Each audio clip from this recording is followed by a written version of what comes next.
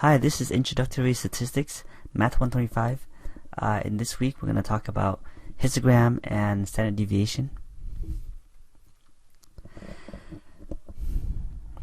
And we'll cover 3.1 to 3.4 from our and of chapter 4 from our textbook. And please look over these measurable outcomes. I'll post these slides. You can read these outcomes. Make sure that you can check them off after the week's assignment. Okay, the histogram. So often we have information about, for example, incomes from surveys such as the current population survey. And so when you have a survey like that, you have many thousands of numbers. And so to summarize the data, we can use a graph called a histogram. A histogram is a way to represent percent by area.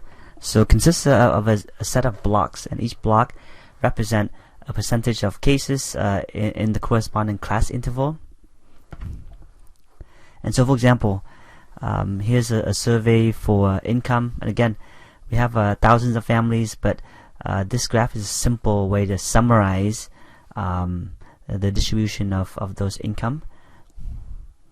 And so here are the blocks, and at the bottom here is the class intervals. And so, for example, this graph is drawn so that the area of each block is proportional to the number of families with incomes in that corresponding class interval. So, as an example, let's look at this question. What percentage of the families earn between 10,000 to 15,000? So again, 10,000 to 15,000 is the class interval. So you look at the bottom of the graph here. And notice that from 10 to 15,000, this little block here, right, is an area. And so if I look at that area relative to the total area of all the blocks, then that actually tells me the percentage of the people that belong to this class interval, the interval from 10 to 15,000, and what percentage of the family that belong to that class. And so, for example, as an approximation, you can do this out carefully, but this is about 25% of the total area, and so that means that this is 25% of the population that belong to this class interval. And then if I look at another class interval from 15 to 25,000, I notice that even though the height here is lower than that one, the base is twice the previous one, and so really this area is the same as this area, right? If I imagine cutting this in half and put it next to it, then we see that the two have the same area. So that means that the percentage of family from in the interval from 10 to 15,000 is the same as the percentage of family from 15 to 25,000. And so that's kind of the key to understand a histogram. Is it's all about area as percentages. And so if I have a distribution table that tell me something about the distribution of income, for example, then I can plot that kind of a histogram. And so here's the distribution of the families. So for example, from 1,000 to 2,000, again, this is the income back in 1973. So from 1,000 to 2,000, 2% of the population belong to that group, etc. And so first thing is that we have to look at the horizontal axis for this histogram. So here's the horizontal axis. Notice that this axis represents income in thousands of dollars.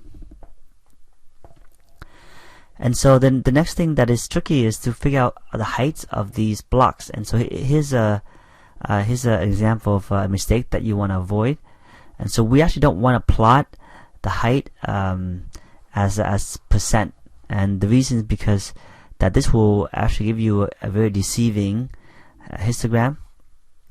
And so, for example, in this figure it says that there actually many more families with incomes over 25,000 than under 7,000. So, for example, 7,000 is this portion right here, and it looks like there are many more families with income over 25,000. This is a big area right here. Than families whose income is under 7,000. So that's what it seemed to look like, which kind of paint a much rosier picture of the income distribution than it should. But it turns out that this is not true.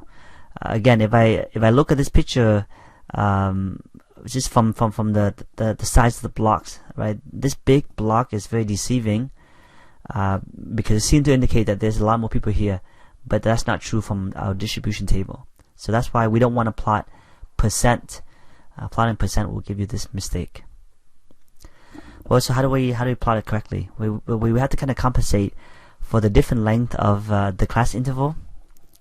And so for example, from the interval from 7,000 to 10,000, that we can break that down to 3 interval, from 7,000 to 8,000, from 8,000 to 9,000, and from 9,000 to 10,000. And so from table 1, 50% of the families had income in the whole interval. So from 7,000 to 10,000, there's 15% over the whole interval. And so that means that within each of the $1,000 sub-interval, right, from 7 to 8,000, 8,000 to 9,000, 9,000 to 10,000, there should be about 5% of the families, right? If I divide 15% into those 3 interval, I get about 5% per interval, and that should be the height that I plot. So again, I don't want to plot the 15%, the total percent. I want to plot the 5, which is the percent per unit sub-interval.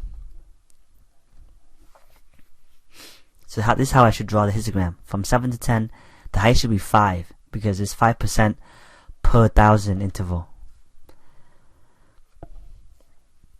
And so to figure out the height of the block over the class interval, we have to divide the percentage by the length of the interval.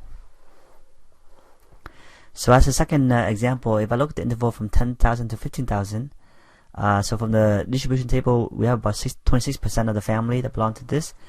So if I take 26%, which is the percent of that interval, I divide it by 5,000, which is the length of the interval, then I get about 5.2%. So that means that the height of the block over this interval should be 5.2. And then the reason why we do this is because the reason why we divide is because if I multiply this the base of this by the height, then I get the actual percentage. So for example, if I take this interval again, the length here is 3 times 5. 3 times 5, the area of this rectangle, again the base times height. If I multiply 3 times 5, I get 15%. And that's exactly the percent of the people in the interval. So the area of the rectangle should be corresponding to the percentage. So that way everything is relative, everything is and so that does depend on the length of the interval, so that every block represent accurately the percentage of the people that belong to that block. So here's the correct histogram. Notice, right, from this histogram, we notice that the area of the people, where the percent of people whose income is above 25% is smaller than the percentage of people whose income is less than 7%. So this is a more accurate picture of the histogram of the distribution of incomes. So again, the idea here is that if I take the percentage of each class and divide by the length of the interval, then I get the height of the of that block, the correct height of that block. And so that means the height of each block is actually the percent per $1,000, because the bottom here, the horizontal axis, is each of these unit is $1,000. We have to divide by that, so that's why the height is a percent per $1,000. Okay, so if I look at this histogram histogram here, the question we want to investigate now is that what percent of the families in the city had income between 15,000 and 25,000? Well, again, if I want to find the percentage of people who belong to this block, I take the base times the height. So the base of this is 10,000. The height is 2% per 1,000. So that means that 2% per 1,000 over 10,000 is 20%. So again, I just multiply the base times the height. So 10 times 2 is 20. So this area is 20%. And so that means this block is 20%. That means that 20% of the family belong to this class interval. Again, 2% per 1,000 over 10,000, this interval is 10,000, give you 20%. Right, so another way to look at this is if you multiply 2% per thousand times 10,000, the $1,000 cancel with the $1,000. Remember, per means you divide. So this $1,000 cancel with this, and what you have left is only the percent. So that means the 2% per thousand times 10 is 20%. And so that's the area of that block. Okay, so let's look at this histogram and see what's wrong with this. So this looks like this is not a rectangle, and so in fact it's actually a curve. So to find the exact area would be kind of hard. In fact, if you want to find the exact area, we have to use calculus to kind of find the area under the curve. But if we don't have, even though technically we can't find the exact area, this picture looks like a triangle, so we can still approximate this by using the area of a triangle. So remember, the area of a triangle is just 1/2 times the base times the height. So for example, this the base is 200, the height is 4, so 1/2 times the base times the height, 1/2 times 100 times 4% is 200%. So something's wrong here, because you cannot have an area on a percentage that is over 100%, right? So this is 200%, so that doesn't make sense. So that's a quick check to see that this histogram is incorrect. And remember that the total area of the entire histogram has to be 100%, because 100% is all the people that is in part of that part of our study. So here's another example. Suppose I look at the weekly income of part-time employees of some company. We want to see if anything's wrong here.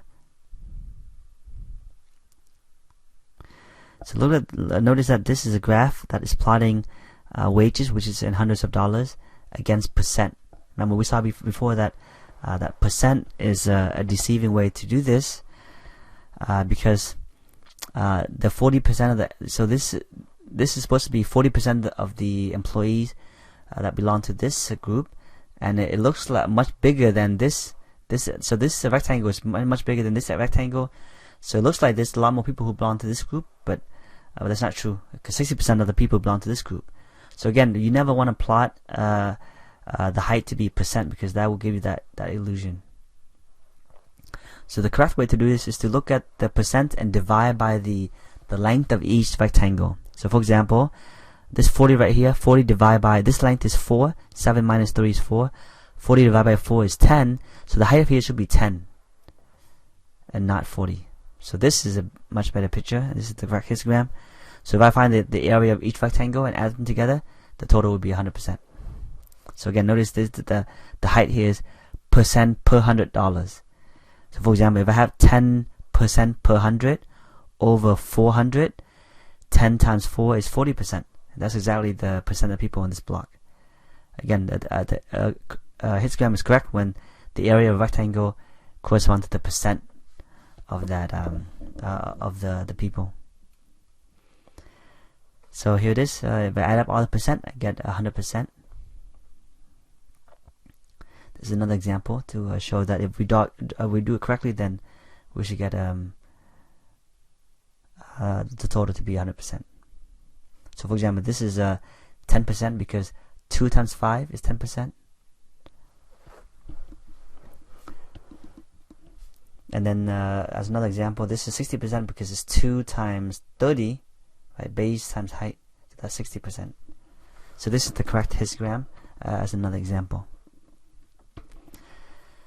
Okay, so the current population survey cover other variables besides income. And so let's talk about what is a variable. A variable is a characteristic which changes from person to person in a study. So for example, if you ask a bunch of people a question like, how old are you? Then age is a variable because it changes. Different people have different ages. Or how many people in your family, that also changes. Or your income, are you married, do you have a job?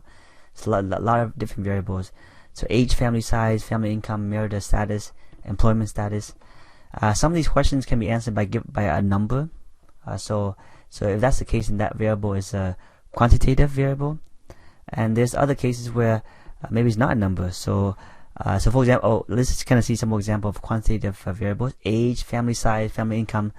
examples of quantitative variables, because all those can be given by a number.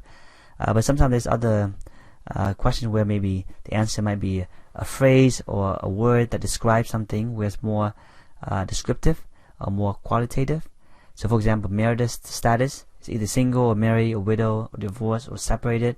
Those are not numbers, they're just description of your status. And so those are example. Marital status is an example of a qualitative variable. Employment status is another one, because you either employed or unemployed, or maybe not in the labor force. So those are also that's another example of a qualitative variable. And so quantitative variables that are number based, can be either discrete or continuous. And so for discrete variable, the values can only be can differ by fixed amounts. So for example, family size is a discrete variable, because family size can differ by only an integer. So family size can only take on integer values. That there's no decimal value that can take on. So family size is discrete.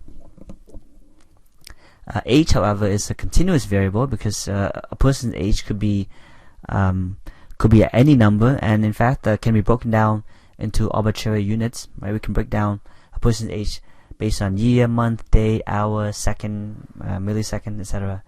So age is a continuous variable. And so here's a good picture of a summary of that. Variables can either be qualitative or descriptive, or quantitative, which is numeric. And then within quantitative variables, we can hear that discrete, which just means that the numbers takes on fixed amounts, or continuous, which means that the numbers can take on all possible values, including decimal values. And so one thing about endpoint convention that I want to bring up is that when you plot a histogram, sometimes we want to figure out how do we decide the endpoint. Do we do we include it as the boundary, for example, the right endpoint, the left endpoint? And so with the discrete variable, one way to get around this is to center the class intervals, to put the possible value at the center of the class interval. So for example, with family size, you can only have 2, 3, or 4. You cannot have any decimal numbers for family size. And so one way to create your class interval is to put 1.5 to 2.5 as the interval for 2, 2.5 to 3.5 as the interval for 3. So that's an easy way to fix that. And so for example, here's a histogram for distribution of family size back in 2005. Notice that this says that if the family size corresponds to 2, this interval is from 1.5 to 2.5. So that means that this whole area corresponds to, again, you can't have 1.5 family as a family size, or 2.5, but this means that this block represents the percentage of people who belong to a family that has exactly 2 people. So that's how we get around that case for discrete case. Okay, chapter 4. We'll talk about the average and the standard deviation. So a histogram is very, very nice. It summarizes a large amount of data, but sometimes we want even less than, we want something even more drastic. Just a number that summarizes the histogram. So histogram has many different rectangles that kind of explain the distribution of income, but maybe I don't want all of those different rectangles. I want just one number that summarizes my data for me. And so a couple of numbers that give us that summary is the center of a histogram versus the spread of a histogram. And so, for example, suppose I have a list of values. These are 2 lists of values. If I plot the histogram, then it looks like these on the right, because 5, right? There's 2 numbers that are 5. There's only one number that's 10. There's 2 and 215. So this is tell you the histogram of list 1. Because it tells me for each value, right, how often it occurs, which is corresponds to kind of basically the area of a rectangle. So this is the histogram for list 1. This is histogram for list 2. And notice that the 2 distribution is different, right? Because this one is more spread out, right? There's over many values. This one is more centered around these values. And so notice that I can get the center of a histogram, which is again a number that summarizes my histogram. But notice, even though the histograms are different, the centers are the same. So again, the center is a nice summary of the data, but it loses some information. because, for example, it doesn't account for the spread of my histogram. And so, because list 2 has a bigger spread than list 1, and so the first thing we want to look at is just the center of a histogram, which is the one way to measure the center is called the average or the mean. And another measure of the center is the median. So again, the way we measure the center is either by the average, which is also called the mean, or the median. Again, there's multiple ways to measure the center of my histogram. So what is the average, or what is the mean? I take up all the values, add them up, and divide by the number of values. So for example, here's a list. If I add them all together, divide by 5, because there's 5 numbers, then I get 10. So 10 is the average or the mean of that list. This list is a list of different numbers, but the average is also 10. So both of these have the same center or the same average. So the Health and Nutrition Examination Survey is a survey that look at representative cross-section of Americans, and this is done kind of at different intervals since 1959. But the objective of this is to get some baseline data about things like age, education, income, height, weight, blood pressure, cholesterol levels, different kind of diseases, and so let's look at an example of this survey. This is the survey that, and we see how the average can be a powerful way to kind of understand, complex data. It's a summary, but it allows us to also understand big data. And so, for example, if I look at weight and height for men and women for 2 different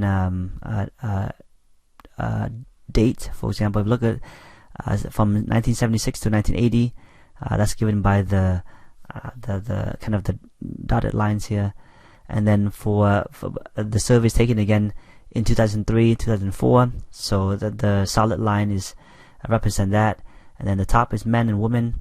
So, for example, if I look at height of people between these 2 time period, we notice that for both men and women, people tend to be people in the later date tend to be a little bit taller. For example, look at men, right? We see that men are slightly taller than the men that at the older time frame. Same thing for women, but notice that difference, right? Maybe the difference is a small difference, because maybe a couple of inches, right? There's that gap is about a couple of inches. So with height, it seems like looking at people at these 2 time periods, not a huge difference.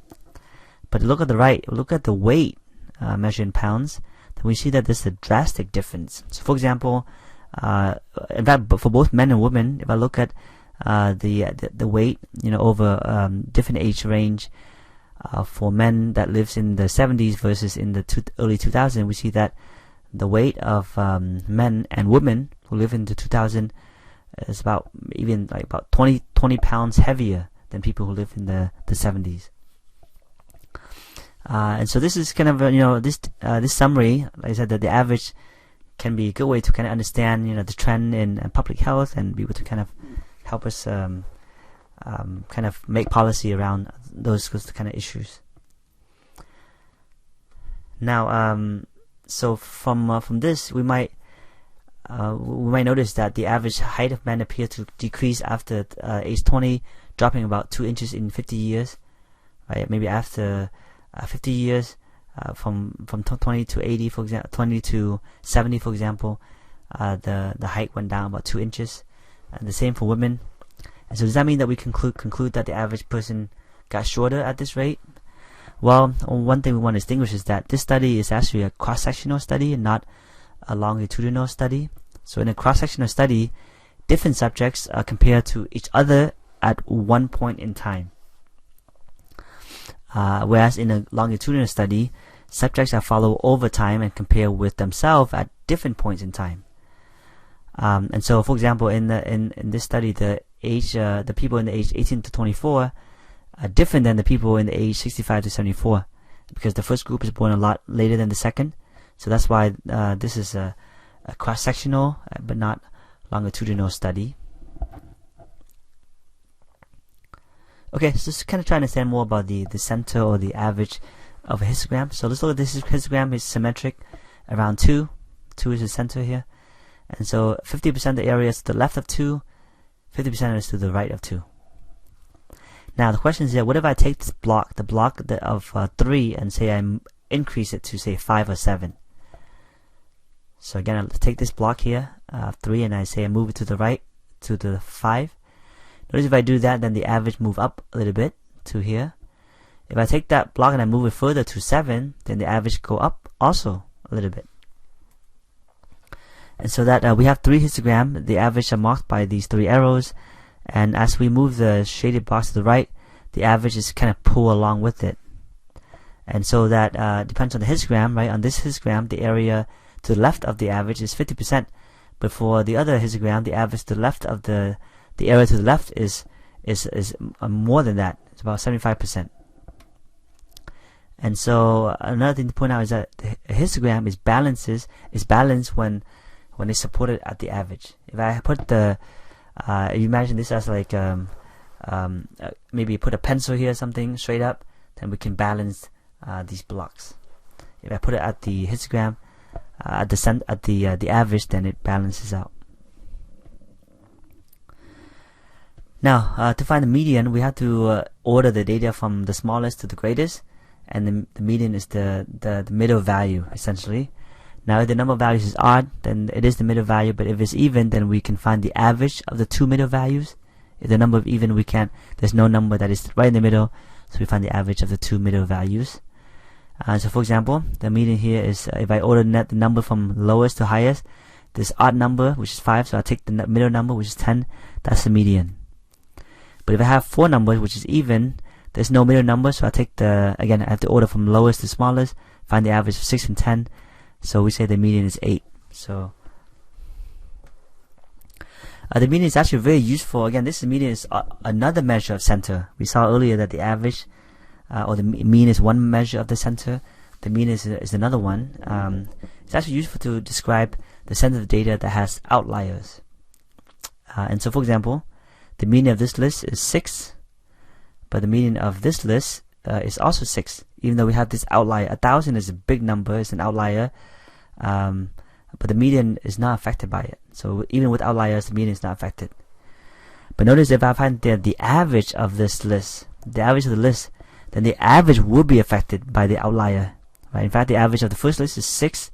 The average of the second list is 24. So notice that the average is a huge difference, but the median stay the same. So that says that outliers, they don't affect the median as much as they affect the average.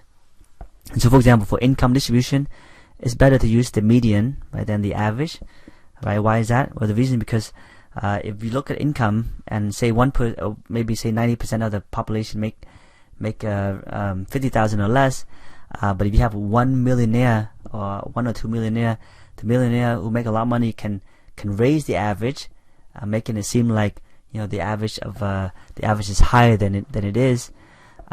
Whereas if I look at income, I look at the median income, then the median income kind of ignore that outlier, and so the median tend to be good for those kind of cases. Okay, the range is the measure of is one measure of spread. The range measure the total spread of the data is the difference between the highest and the lowest value. For example, if you look at the highest value, which is 9, lowest value is 1, so the 9 minus 1 is 8, so the range is 8. So that's his measure of total spread, the biggest minus the smallest. But that's a simple spread. It's not really a great measure of understanding the spread of data. And so a better measure of the spread of data is called the standard deviation. Again, a measure of how spread out the data is around the average. So to compute this, we need to understand how to compute the root mean square or the RMS of a list. So let's kind of see how this is done. So the RMS is the measure of the size of the list. So for example, here's a list of 5 numbers, some of them are negative. The average of this list is 0.2, which is kind of a poor measure of the size, because if you average things out by adding and divide, then all the negative and positive, they cancel out to get something around 0. So that's why the average is close to 0. So one way to get around this is if I want to measure the size of this list, in other words, ignore the negatives, and then I can get a good measure of the size. So make everything positive, divide by 5. So 4.6 is a better measure of the size of the list, right? If we ignore the negative and positive. So, but even a better way to do this is actually to do something called the root mean square. It's a way to measure the size of a list, but this negating of negative is kind of simplified. So we want to do something a little bit different. It's actually a little bit better mathematically. Again, so the root mean square is a way to measure the size of a list. So let's see how this works. So we actually do this backwards. So we do the square first, find the mean, and take the square root. So the first thing is that we square all the entries, and this is how we get rid of the signs. Again, we're trying to measure the size of the list. We want to ignore the negatives and positive. So by squaring everything, get rid of the signs. Then we find the mean of all those squares, and then we take the square root of that answer. So again, root mean square, we have to go backwards, find the squares, find the mean, take the root. So it's the square root of the average of all the entries square. So I square everything, find the average, which is the mean, take the square root. So that's the order of operation we want to follow. So for example, here's the list. If I take all the list, square everything, 0 square, 5 square, negative 8 square, get rid of all the negative, find the mean of that, add them together, divide by 5, which is 29.4, take the square root, which is 5.4. So this 5.4 is a good measure of the size of this list. Again, ignoring all the negatives and positive. So this is a good way to measure the size of a list. It turns out the math behind the RMS is actually better than taking the making everything positive, as we saw earlier. So again, if I make everything positive, find the average, give it 4.6. But if I do the RMS, I get 5.4 in this case. Okay. So let's look at the spread again. So again, we want to figure out how to find the spread using something called the standard deviation, or the SD. So the SD measures the size of the deviation from the average. And so you want to, so the bigger the size, then the bigger the spread. Right? Again, every number that we want to look at all the numbers and see how far is it away from the average.